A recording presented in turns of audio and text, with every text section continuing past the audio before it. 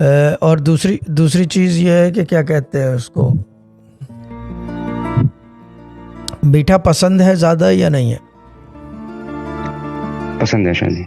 हाँ ठीक है। डायबिटीज़ है घर के अंदर, हाँ या नहीं? नहीं शाह जी। वालदा वालिद को किसी को नहीं? नहीं शाह जी। ठीक है, गुड। आपको लेकिन चांस है आगे फ्यूचर में डायबिटीज़ होगी, ठीक है ना? डायबिटीज़ भी होगी और एक और बात बता दूं कि गर्दन में भी तकलीफ़ रहेगी कोई ना कोई, और एक और बात बता दूं पैरों की तकलीफ़ भी रहेगी, ठीक है ना? ये चीज़ है।